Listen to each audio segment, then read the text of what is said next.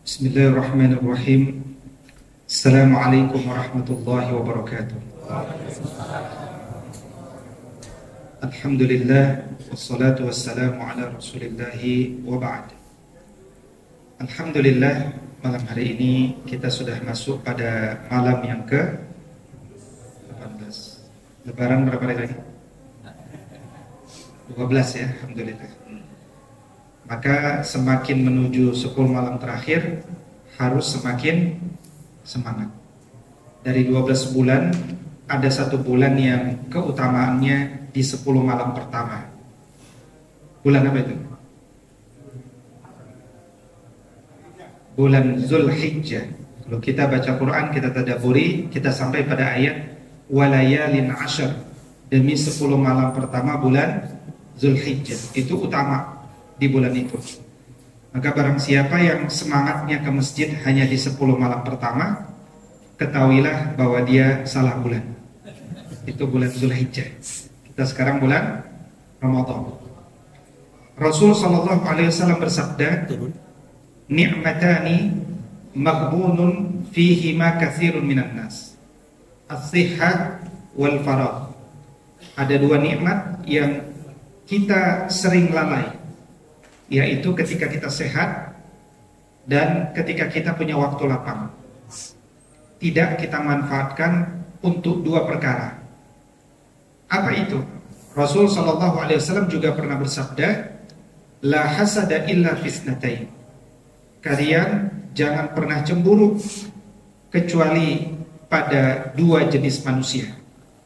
1, manusia yang dia diberikan ilmu, dan dengan ilmu itu dia banyak berbagi ilmu. Kedua, manusia yang diberikan banyak nikmat harta. Dengan nikmat harta itu dia banyak berbagi. Maka seiring bertambahnya umur, 2 hal yang sempurna kita kejar: ilmu yang bermanfaat dan harta yang barokah. Barokahnya harta kalau dia dinikmati oleh orang-orang di sekitar kita. Barokahnya ilmu kalau diajarkan kepada orang-orang di sekitar kita. Faqidus syai' la yu'ti. Orang yang tak punya apa-apa tentu tidak bisa memberikan apa-apa. Maka untuk bisa menjadi dan mengejar kekayaan, Al-Quran memerintahkan untuk berdagang, berjualan.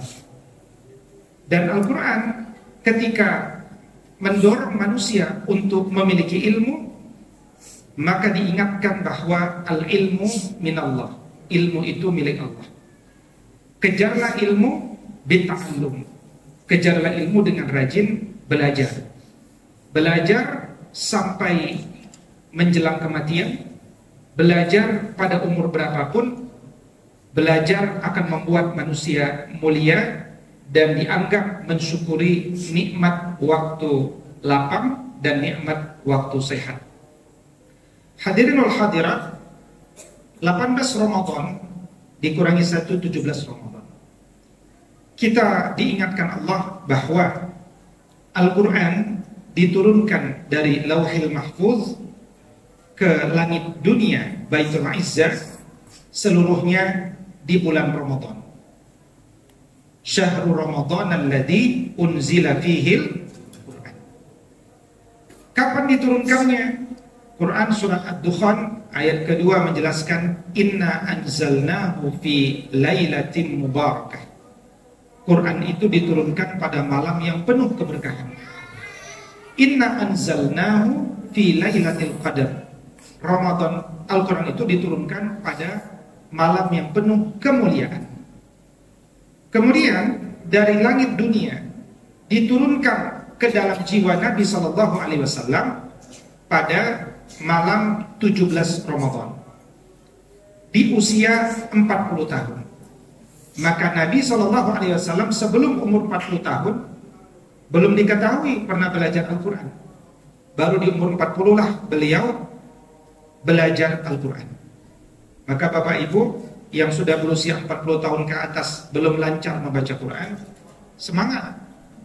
Barang siapa yang baru belajar Quran umur 40 tahun, dia ikut sunnah Nabi SAW. Ini motivasi bagi orang-orang yang merasa umur 40 sudah tua dan tidak mau belajar Al-Quran karena Al-Quran itu mudah. Walaqad yassarnal Qur'ana lidzikri fahal mim muddakir. Tinggal kita mau mengambil pelajaran atau tidak. Maka sejak umur 40 sampai umur 53 turunlah surat-surat yang disebut surat-surat Makkiyah. Kalau kita bertanya, Ustaz, saya mau belajar agama, mulai dari mana saya belajar? Jawabannya tidak dikarang, tapi dilihat dari surat-surat yang pertama turun. Surat-surat itu tidak mengajarkan puasa, tidak mengajarkan zakat, haji, tidak mengajarkan berdagang, tidak mengajarkan berpolitik, tidak mengajarkan membuat persatuan. Karena pelajaran pertama adalah mendamaikan jiwa dengan makrifat adanya Allah. Maka surat-surat Makkiyah itu turun mengajarkan, kalau didetailkan hari ini, para sahabat generasi awal belajar konsep tentang ketuhanan, konsep kenabian, konsep hari akhir, konsep manusia. Siapa manusia? Kenapa diciptakan? Apa tujuannya? Apa program hidupnya? Konsep tentang adab, ilmu, dunia, rizki, bahagia, baik, benar. Ini adalah konsep-konsep yang membuat manusia akhirnya beriman. Artinya orang-orang beriman itu aman. Semua pertanyaan-pertanyaan yang hari ini menggelayuti dirinya terjawab dengan mudah dan ringan dari pelajaran-pelajaran surat Makkiyah itu. Akhirnya seseorang itu ketika belajar Quran, dia jadi berani, punya as-syaja'ah, dia menjadi tenang, dan dia selalu termotivasi hidupnya, bahkan bisa memotivasi orang lain. Orang itu disebut beriman, orang itu disebut bahagia. Maka orang yang bahagia itu baru diperintahkan surat-surat Madaniyah, mulai dari umur 53 sampai 63. Disitulah perintah demi perintah yang berat, yang bagi orang yang belum bahagia niscaya mengerjakannya sambil merasa terpaksa. Kalaupun dia sholat, dia berdiri dengan malas. Kalaupun dia berpuasa, dia sekedar menunaikan kewajiban. Kalaupun dia sholat, bacaannya asal-asalan, tidak sesuai kepatutan. Maka why-nya itu dijawab di surat Makkiyah, dan how-nya dijawab di surat Madaniyah. Maka terdapat 26 surat-surat Madaniyah yang kemudian menyempurnakan turunnya seluruh Al-Quran itu, mulai dari surat Al-Baqarah, Ali Imran, An-Nisa, Al-Ma'idah, Al-Bara'ah, Ar-Ra'ad, An-Nahl, Al-Hajj, An-Nur, Al-Ahzab, Muhammad, Al-Fath, Al-Hujurat, Al-Rahman, Al-Hadid, Al-Mujadilah, Al-Hashr, Al-Mumtahana, As-Saff, Al-Jumu'ah, Al-Munafiqun, At-Taghabun, At-Talaq, At-Tahrim. Dan 2 surat ada di juz 30, surat Az-Zalzalah dan An-Nasr. Kenapa kita perlu tahu mana surat Makkiyah, mana surat Madaniyah? Supaya ketika kita membaca surat itu, belum membaca, kita sudah tahu energinya. Ini energi keimanan atau energi pengamalan. Maka ciri orang-orang yang diperintahkan untuk beramal, sami'na wa ata'na ghufranaka Rabbana wa ilaikal masir. Kami dengar, kami taat, kami memohon ampunanmu, kami bersegera untuk menegakkan apa yang kau perintahkan dalam hidup kami. Misalkan surat-surat Madaniyah itu menganjurkan dan memerintahkan kepada kita, ya ayyuhalladzina amanu, wahai orang-orang beriman, dipanggil untuk beramal. Salah satunya puasa Ramadan. Berarti ada 89 perintah yang harusnya kita ketahui, dan harusnya sebelum wafat sudah kita amalkan semuanya, sehingga kita dengan percaya diri kembali kepada Allah. Ya Rabb, aku sudah mengerjakan 89 perintahmu yang ada di dalam Al-Quran. Ketika kita sedang galau, maka kita pun membaca kisah. Ada 1000 ayat yang mengandung kisah. Al-Quran selama 23 tahun total akhirnya turun sebanyak 6.236 ayat. Dari 6.236 ayat itu diklasifikasikan mengandung menurut Imam An-Nawawi dari Banten 6.666 ayat. Yang kalau dipecah, perlu kita ketahui Quran itu mengandung 1.000 ayat perintah, 1.000 ayat larangan, 1.000 ayat janji, 1.000 ayat peringatan, 1.000 ayat kisah, 1.000 ayat permisalan dan pelajaran atau ibrah, 500 ayat tentang halal dan haram, 100 ayat tentang wirid, zikir dan doa, dan 66 ayat bicara tentang nasikh dan mansukh. Misalkan rangkaian puasa Ramadan ayat 183 sampai 188, maka 184 ayat yang mansukh karena dinasikh dengan ayat 185. Ayat 187 bicara tentang halal, bahwa dihalalkan menyentuh istri di malam hari di bulan Ramadan. Ini adalah satu contoh-contoh yang merupakan bagian daripada klasifikasi itu. Maka mengetahui Al-Quran itu isinya, kandungannya, itu akan membuat kita menjadi semakin cinta dengan Al-Quran, semakin membuat kita bersemangat dalam amal, dan semakin membuat kita bersemangat untuk meninggalkan hal-hal yang mungkin menjijikkan bagi manusia. Kenapa menjijikkan? Misalkan ketika kita membaca Al-Quran tentang haramnya ghibah, membicarakan orang lain di belakang orang tersebut, maka ketika kita diumpamakan dengan orang yang ghibah di belakang orang itu seperti memakan daging saudaranya, tentu manusia menjadi jijik. Maka ketika dia mau ghibah, kepalanya teringat memakan daging bangkai saudaranya, maka dia jadi jijik untuk melakukan itu, dia pun tinggalkan. Sebaliknya Allah buat permisalan orang yang berinfak, dilipat gandakan 1 kali 7 kali 100 kali lipat, totalnya 700 kali lipat, akan membuat orang berinfak semangat karena berkahnya infak tersebut. Berikutnya ada orang yang kemudian senang hari ini membaca Al-Quran, tapi hanya ngejar khatamannya saja, hanya mengejar pahalanya saja. Akhirnya kita disindir, diingatkan oleh Allah Subhanahu wa taala dengan permisalan. Misalkan Quran surat Al-Jumu'ah ayat kedua, Allah katakan ayat kelima, Allah berfirman, "Masalul ladzina humilut taurata summa lam yahmiluha kamasalil himar yahmilu asfara." Permisalan orang yang membaca Al-Quran, menghafal Al-Quran, membuka Al-Quran, tapi dia tidak pernah mau tahu isi daripada apa yang dia baca, kandungan apa yang dia hafal, maka orang itu seperti himar, seperti keledai. Keledai itu kuat memikul barang dari Mekah ke Madinah, dia hafal jalan, tapi dia tak pernah mau tahu apa isinya. Kenapa Al-Quran itu diturunkan? Dan bagaimana Quran itu dibaca setelah diturunkan? Al-Quran menjelaskan, warattilil Qur'ana tartila. Bacalah Quran itu dengan tartil. Tartil apa artinya? Tajwid dan perlahan-lahan. Orang Arab, Nabi dan para sahabat sudah diperintahkan untuk membaca pelan-pelan, padahal mereka membaca cepat-cepat pun paham, tapi mereka membaca pelan-pelan. Imam An-Nawawi di dalam kitab At-Tibyan atau Adab Membaca Quran menjelaskan bahwa orang A'jami, orang selain Arab, harus lebih pelan lagi dalam membaca Al-Quran. Kenapa Al-Quran dibaca pelan-pelan? Bahkan orang Arab pun membaca pelan-pelan, karena tujuan Quran itu untuk dijadikan apa tadi? Syahrul Ramadan alladzi unzila fihi al-Quran. Kenapa diturunkan Quran di bulan Ramadan?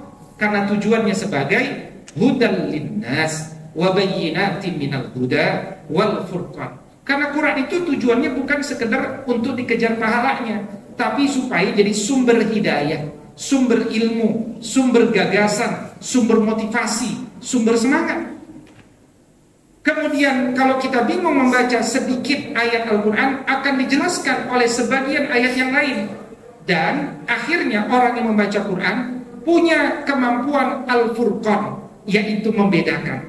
Itulah ciri orang cerdas, ketika dia sudah bisa membedakan.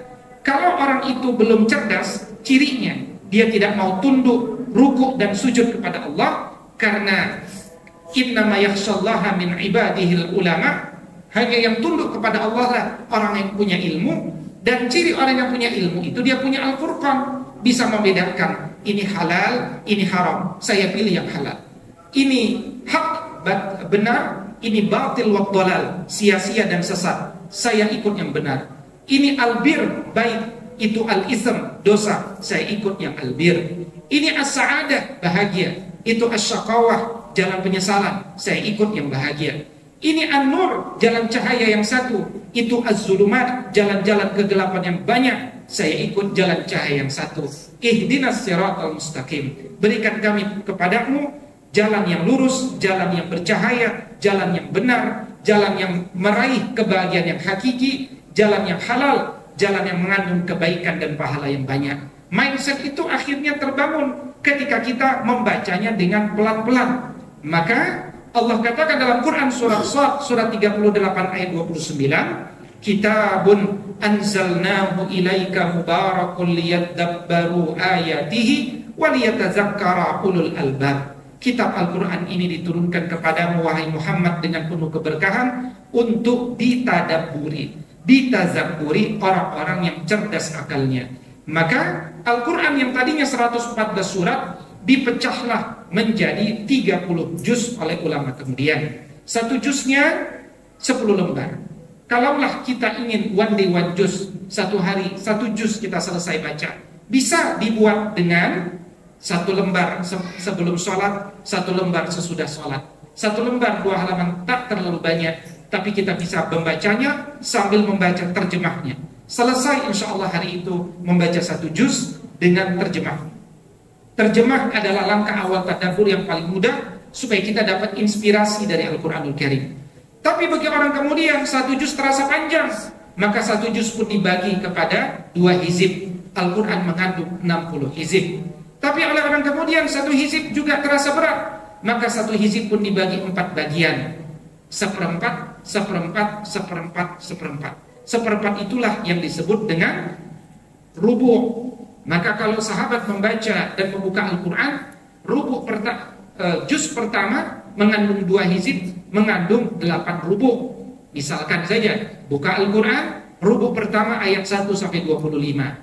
Pada ayat 25 di situ ada tanda bintang, ada tanda bunga. Maka itu satu tema besar yang harusnya bisa diambil. Apa tema besar rubu' pertama itu?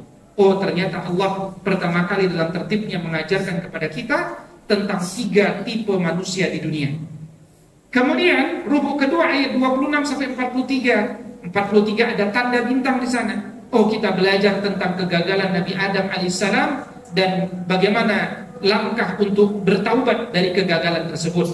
Kemudian rubu' 3 ayat 40 sampai 59, rubu' 4 ayat 60 sampai 74, sampai selesai rubu' ke-7 ayat 122.